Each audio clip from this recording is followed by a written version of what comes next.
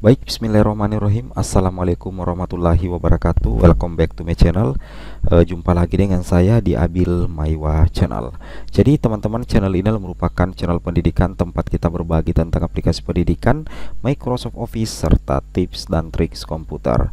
Jadi pada video kali ini Bapak Ibu ya, kembali lagi admin akan mencoba mengupdate video informasi seputar P3K Guru di tahun 2022-2023. Yang mana video terbaru kita pada hari ini adalah seperti ini Bapak Ibu. Judul video kita pada hari ini adalah tata cara lengkap dan benar pengisian DRH P3K Guru 2022 di SSCISN. Jadi bagi rekan-rekan guru yang baru dinyatakan lulus pengumuman Paskasangga hari ini dan besok, itu Bapak Ibu sudah bisa melakukan pengisian DRH NI P3K pada tanggal 11 sampai dengan tanggal 30 April 2023 seperti itu ya. Jadi ini yang paling penting ya, pengisian DRH NI P3K. Siap-siap ya, ini waktunya lama, hampir 1 bulan Bapak Ibu, karena mulai tanggal 11 sampai 30 April 2023. Tapi sebelum kita lanjut, bagi rekan-rekan guru yang baru pertama kali mampir di channel ini, jangan lupa tekan tombol subscribe dan aktifkan lonceng notifikasinya agar setiap hari Bapak Ibu bisa mendapatkan update informasi terbaru seputar P3K Guru. Baik, tanpa berlama-lama lagi, kita langsung saja to the point ke informasinya. Jadi seperti ini Bapak Ibu, jadi peserta yang lulus seleksi dan melanjutkan ke pemberkasan, itu Bapak Ibu silakan memilih ya di SSCISN. Gambarnya seperti ini Bapak Ibu ya. Nah, jadi Bapak Ibu pilih ya, jangan pilih tidak, tapi pilih ya. Setelah Bapak Ibu pilih ya, silakan Bapak Ibu tekan tombol pengisian daftar riwayat hidup. Nah, jadi setelah Bapak Ibu ketikkan pengisian daftar riwayat hidup, ada beberapa hal dulu yang Bapak Ibu perlu ketahui. Jadi kolom yang ditandai merah, bintang merah itu adalah wajib diisi ya. Contohnya biodata, alamat, dan keterangan lainnya. Jadi kalau bintang merah itu wajib diisi Bapak Ibu. Kemudian Bapak Ibu perlu perhatikan sebelum mengisi DRH, bahwasanya pengisian DRH perorangan harap dilakukan dengan teliti dan hati-hati ya. Harus hati-hati Bapak Ibu, karena data yang diisikan adalah data yang digunakan untuk pemberkasan CASN dan tidak dapat diubah setelah Anda mengirim daftar riwayat hidup. Jadi ingat, pada saat mengisi DRH, Bapak Ibu harus isi dengan data yang baik dan benar. Karena kenapa? Data itulah nantinya yang akan digunakan untuk pemberkasan CASN dan penerbitan NI P3K. Nah, contohnya seperti ini ya. Misalkan Anda diwajibkan mengisi gelar depan, gelar belakang. Apabila Bapak Ibu tidak memiliki gelar depan, maka berikan saja tanda mendatar seperti ini. Ini yang admin blok ya, dan kasih warna, berikan saja tanda mendatar. Kemudian gelar hanya berupa singkatan. Contoh DR ya, doktor, Eskom, AMD. Kalau guru kan SPD Bapak Ibu ya, kalau guru itu SPD. Jadi gelar itu harus singkatan saja, tidak perlu dipanjangkan Bapak Ibu ya, seperti itu. Kemudian alamat domisili, ini penting juga Bapak Ibu ketahui, adalah alamat tempat tinggal saat ini. Jadi alamat tempat tinggal saat ini Bapak Ibu ya, usahakan sesuaikan dengan KTP ya. Bila nama kecamatan dan kelurahan Anda tidak terdaftar dalam pilihan, maka pilih lainnya. Misalkan Bapak Ibu ingin memasukkan kecamatannya, kan biasanya ada pilihannya. Kalau tidak ada pilihannya di situ, Bapak Ibu langsung pilih saja lainnya.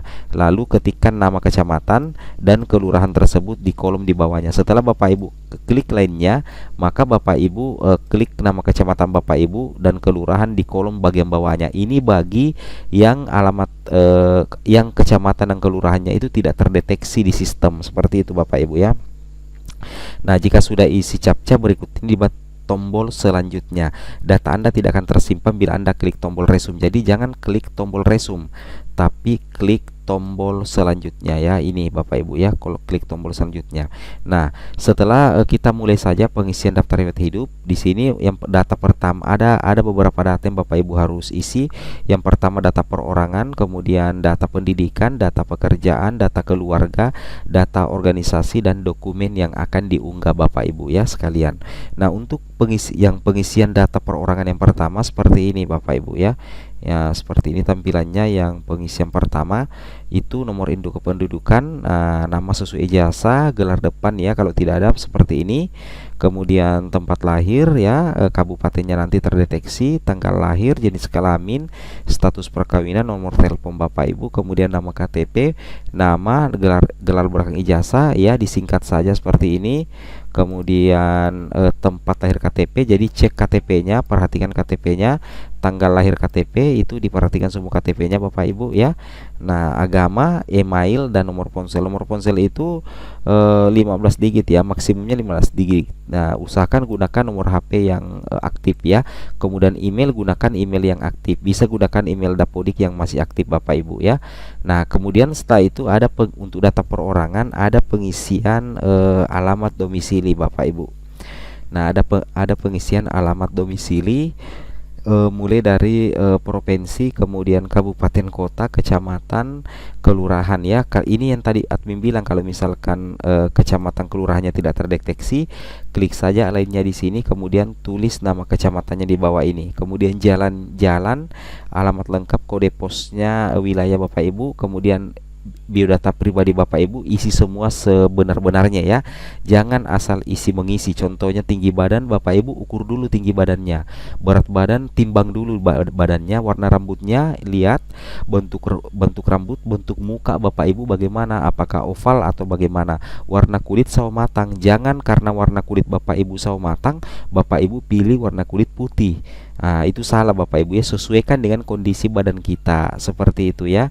Nah, setelah Bapak Ibu mengisi semua dengan baik dan benar untuk data perorangan ini, Bapak Ibu masukkan captcha dulu di sini seperti ini, masukkan D83 misalkan ya. Nah, setelah itu tombol apa yang diklik, karena di sini ada dua tombol, maka tombol yang Bapak Ibu pilih bukan tombol resume karena tidak akan tersimpan. Bapak Ibu klik tombol selanjutnya, seperti itu ya. Nah, kemudian kita masuk di data hobi ya, hobi. Nah, seperti ini, hobi, pilih hobi, kemudian keterangan hobi. Ada beberapa keterangan di sini. Apakah membaca, olahraga, menggambar, menari, musik, menyanyi, dan IT. Tolong untuk keterangan hobi sesuaikan dengan hobi Bapak Ibu yang sebenarnya. Kalau misalkan Bapak Ibu adalah seorang suka menyanyi, hobi Bapak Ibu menyanyi, maka masukkan menyanyi Bapak Ibu ya, karena di sini ada pilihannya seperti itu. Nah, kemudian kita lanjut lagi. Langkah kedua adalah pengisian riwayat pendidikan. Ini penting sekali ya Bapak Ibu. Pada kolom ini peserta dapat mengisikan riwayat pendidikan dan riwayat kursus. Jadi untuk riwayat pendidikan ada dua yang bisa Bapak Ibu isi. Yang pertama adalah riwayat pendidikan, kemudian yang kedua adalah riwayat kursus. Nah, kemudian disini dikatakan pendidikan yang digunakan untuk saat melamar formasi jabatan telah otomatis muncul ya. Jadi tetapi dapat diubah untuk dilengkapi kolom-kolom yang masih kosong. Jadi untuk pendidikan S1 Bapak Ibu yang dipakai mendaftar kemarin itu nantinya otomatis akan muncul Bapak Ibu ya. Itu nanti otomatis akan muncul ya, tapi masih bisa ditambahkan ya, masih bisa diubah atau melengkapi kolom-kolom yang masih kosong Bapak Ibu. Nah, ini contoh DRA untuk pendidikan ya. Nah, di sini klik menu tambah Bapak Ibu ya. Jadi Bapak Ibu masukkan daftar pendidikannya mulai SD, SMP, SMA sampai S1 ya. S1 PGSDK atau bagaimana ini. Tingkatan, nama sekolah atau PT, akreditasi, tempat, nomor ijazah, tanggal ijazah, penandatanganan ijazah, gelar depan, gelar belakang, dan aksi. Nah, ini aksi ada dua, bisa hapus, bisa ubah Bapak Ibu. Kalau misalkan di sini ada kesalahan, nantinya Bapak Ibu bisa hapus, atau ada yang kurang lengkap, Bapak Ibu bisa klik menu ubah Bapak Ibu ya, seperti itu. Nah, kemudian apabila Anda ingin mengubah data riwayat pendidikan, klik tombol ubah pada riwayat pendidikan yang ingin dihapus, kemudian silakan ubah data. Setelah itu klik tombol simpan untuk menyimpan perubahan yang dilakukan. Nah, seperti ini contohnya. Ini contoh pendidikannya, tingkatan pendidikan S1, kemudian jurusan S1 akuntansi. Nah, ini kan kurang lengkap di sini. Tidak ada nama sekolahnya, harusnya ada nama sekolahnya. Setelah itu di sini diisi semua, nomor ijazah, tanggal ijazah, nama pejabat penandatangan ijazah. Itu wajib untuk Bapak Ibu isi semuanya ya. Setelah itu Bapak Ibu klik tombol simpan. Nah, inilah tata cara pengisian riwayat pendidikan di pengisian DRH Bapak Ibu ya. Nah, kemudian di sini dikatakan juga ya Bapak Ibu, perlu diketahui bahwa peserta tidak dapat menambahkan pendidikan lain setingkat dengan pendidikan yang digunakan untuk melamar. Misalkan ijazah Bapak Ibu yang dipakai mendaftar adalah S1, tapi berjalan seiringnya waktu Bapak Ibu sudah mengantongi juga ijazah S2. Jadi yang mana ijazah yang dipakai? Tentunya ijazah S1 Bapak Ibu. Karena di sini dijelaskan bahwa perlu diketahui bahwa peserta tidak dapat menambahkan pendidikan lain yang setingkat dengan pendidikan yang digunakan untuk melamar atau pendidikan yang setingkat lebih tinggi. Tetap gunakan pendidikan yang digunakan pada saat melamar Bapak Ibu ya. Oke. Nah, kemudian di sini Bapak Ibu perhatikan, misalkan pendidikan yang digunakan untuk melamar adalah S1 Sistem Informasi, lalu peserta ingin menambahkan pendidikan S2-nya. Penambahan akan gagal karena S2 adalah setingkat lebih tinggi dari S1.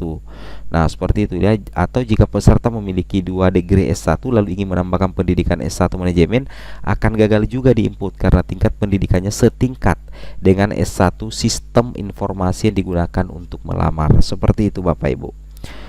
Nah, seperti ini tambahannya untuk jenjang SLTA ya, SLTP Sekolah Lanjutan 3 Pertama atau SMP ya. Ini SMP ceritanya sebenarnya Bapak Ibu ya. Nah, seperti ini caranya.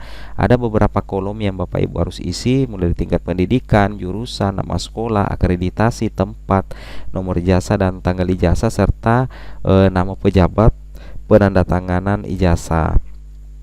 Nah, kemudian di sini berikut adalah ketentuan pengisian data riwayat pendidikan ya.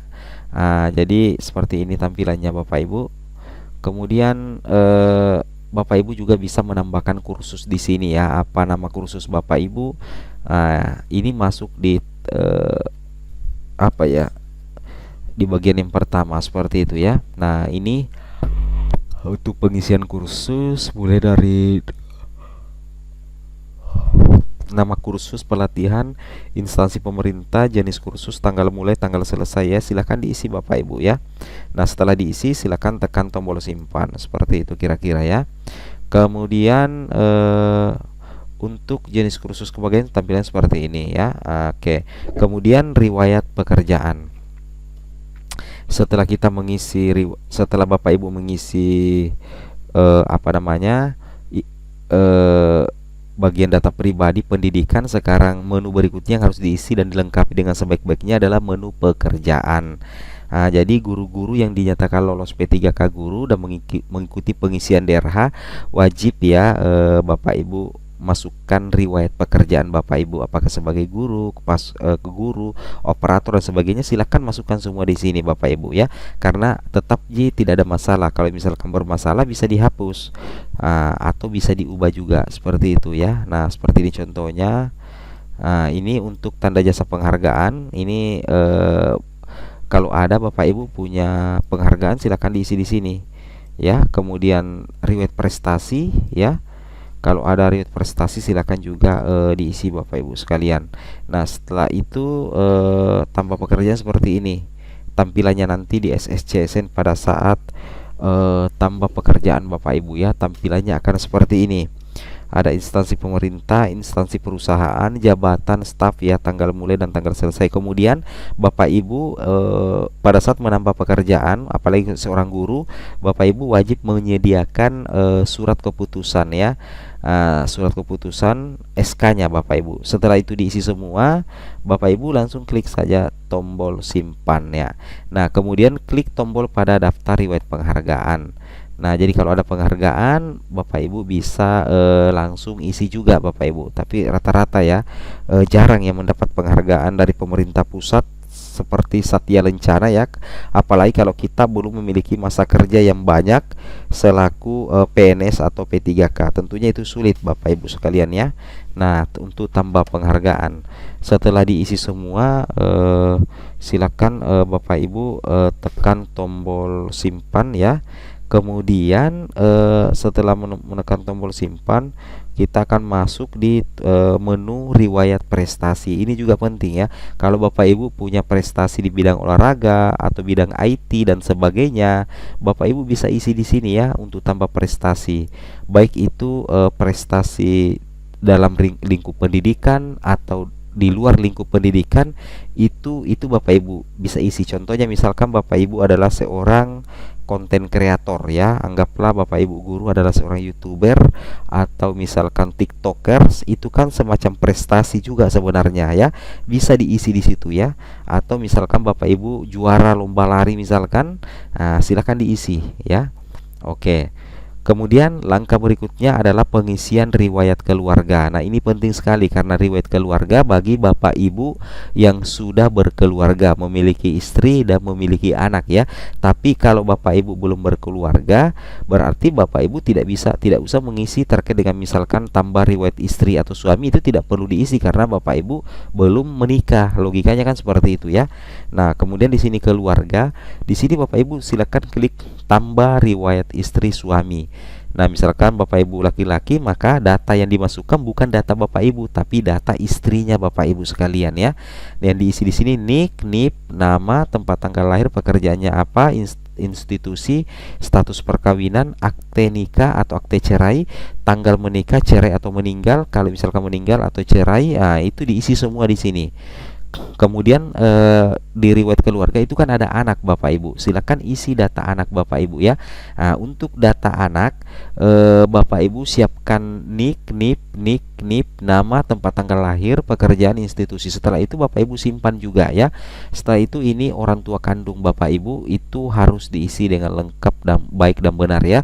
Silakan minta data orang tuanya untuk mengisi data orang tua kandung di daftar riwayat hidup di SSCASN. Kemudian saudara kandung, kalau Bapak Ibu punya saudara kandung silakan diisikan di sini. Tapi kalau Bapak Ibu adalah anak tunggal tidak usah. Oke. Kemudian Bapak Ibu mertua juga diisi Bapak Ibu. Misalkan Bapak Ibu adalah laki-laki, punya istri, orang tuanya istrinya Bapak Ibu itu yang harus Bapak Ibu juga masukkan di data, dalam artian mertuanya Bapak Ibu itu harus ada di data daftar riwayat hidup Bapak Ibu untuk pemberkasan NIP P3K Guru tahun 2023. Untuk data mertua itu yang Bapak Ibu minta datanya adalah NIK, misalnya NIK, NIP kalau pegawai, kemudian nama, tempat tanggal lahir, pekerjaan, institusi dan status hidup. Setelah itu Bapak Ibu tekan tombol simpan ya. Selanjutnya di sini Bapak Ibu silakan tekan tombol selanjutnya. Nah, setelah itu di sini tambah riwayat suami istri ya, tambah keluarga, seperti itu ya. Di sini dikatakan jika pasangan bukan PNS, maka silakan isikan kolom-kolom yang apa ya di sini yang diberi tanda bintang, wajib diisi secara lengkap. Jadi kalau misalkan seperti ini ada tanda bintang seperti ini, bintang merah, ini wajib benar dan harus diisi Bapak Ibu ya, karena itu yang menjadi patokan sebenarnya. Oke. Kemudian lanjut lagi Bapak Ibu sekalian, kemudian tambah riwayat anak, hampir sama juga ya. Data anak Bapak Ibu, baik anak pertama, kedua, ketiga, berapapun anak Bapak Ibu, masukkan semua di daerah H. Kalau misalkan anak Bapak Ibu 1, maka masukkan 1, 2, 2 atau 3, 3 atau bahkan misalkan 5, 7 anak Bapak Ibu, itu diisikan semua di sini di bagian tambah data anak.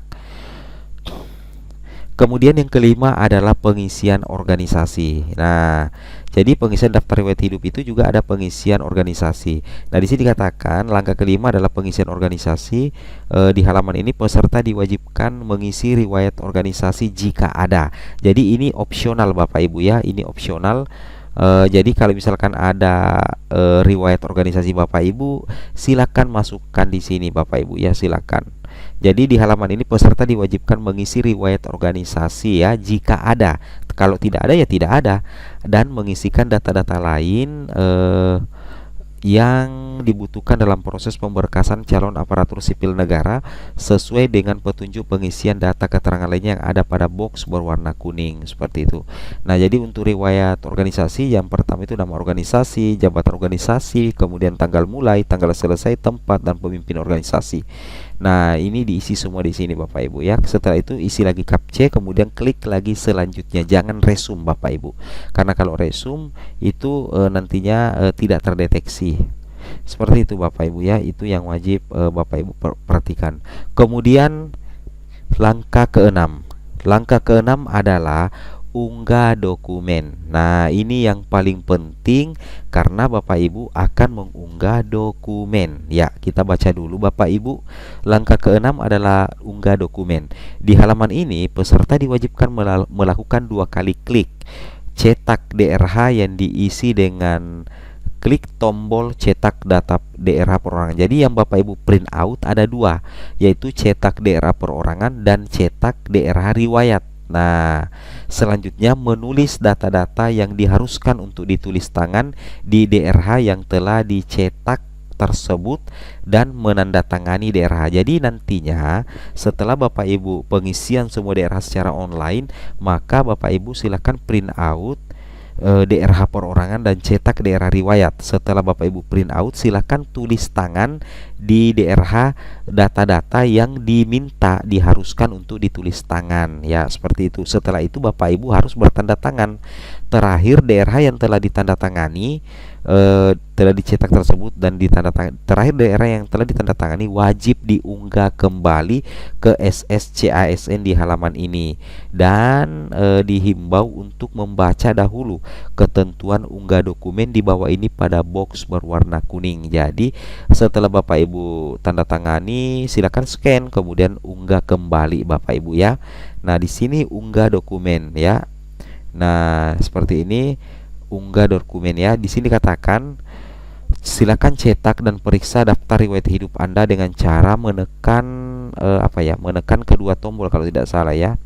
Menekan kedua tombol cetak di bawah. Anda dapat kembali ke menu sebelumnya, memperbaiki data dan mencetak kembali daftar riwayat Anda apabila terjadi kesalahan sebelum mengakhiri proses. Jadi Bapak Ibu jangan buru-buru dulu mengakhiri proses pendaftaran DRH. Periksa dulu semua data, jangan sampai ada kesalahan pengisian. Nah, ini yang dicetak juga Bapak Ibu ya. Nah, inilah beberapa dokumen yang harus diunggah ya. Ada berapa ya? 1, 2, 3, 4, 5, 6, 7, 8, 9, 10. Ada 10 dokumen yang akan diunggah Bapak Ibu ya.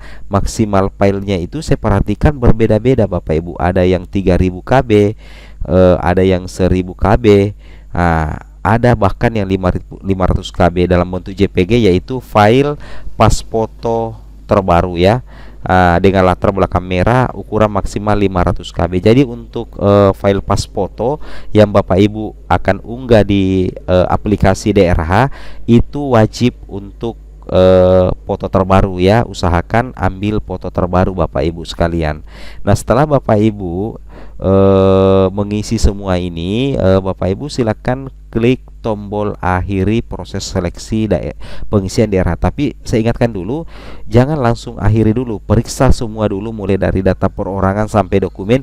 Isi dulu kevalidan datanya, apakah sudah betul-betul valid atau belum Bapak Ibu. Kalau sudah dianggap valid, Bapak Ibu silakan akhiri proses pengisian DRH. Nah, maka akan muncul tampilan seperti ini Bapak Ibu, akan muncul tampilan seperti ini. Inilah daftar riwayat hidup Bapak Ibu. Nah, di sini berikut merupakan contoh cetakan daerah perorangan. Adalah kolom yang harus ditulis tangan dan peserta setelah daerah dicetak diisi dengan huruf kapital dan menggunakan tinta hitam. Jadi pada saat menulis tangan untuk data-data yang harus ditulis tangan di daerah setelah dicetak itu menggunakan huruf balok ya, dan menggunakan tinta hitam, jangan pakai tinta kuning, tinta merah Bapak Ibu ya. Nah, seperti inilah tampilan DRH-nya.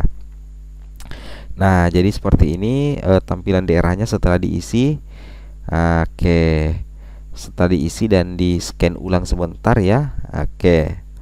Nah, jadi kira-kira seperti ini informasinya. Semoga bermanfaat. Assalamualaikum warahmatullahi wabarakatuh.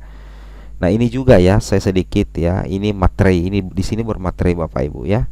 DRH-nya setelah di print out itu bubuhi materai. Nah, di sini katakan DRH yang telah ditandatangani wajib diunggah dengan multipack atau hasil cetekan DRH perorangan dan DRH riwayat scan menjadi satu halaman. Nah, jadi caranya bagaimana cara agar menyatukan DRH perorangan dan DRH riwayat untuk diunggah kembali? Bapak Ibu bisa kunjungi I Love PDF ya. Nah, di sini I Love PDF. Di sini Bapak Ibu bisa bisa menggabungkan file DRH Bapak Ibu ya. bisa menggabungkan file DRH, karena di sini diminta untuk multipack atau cetakan daerah perorangan di scan kembali menjadi satu halaman lalu diunggah di kolom yang sama. Seperti itu Bapak Ibu guru yang terhormat ya. Nah, jadi nantinya caranya adalah Bapak Ibu untuk menggabungkan DRH perorangan dengan daftar riwayat hidup, masuk saja di website ilovepdf.com. Setelah itu klik tombol merge PDF Bapak Ibu ya. Nah, itu penting sekali. Nah, itu yang wajib Bapak Ibu lakukan ya. Oke, semoga bermanfaat. Assalamualaikum warahmatullahi wabarakatuh.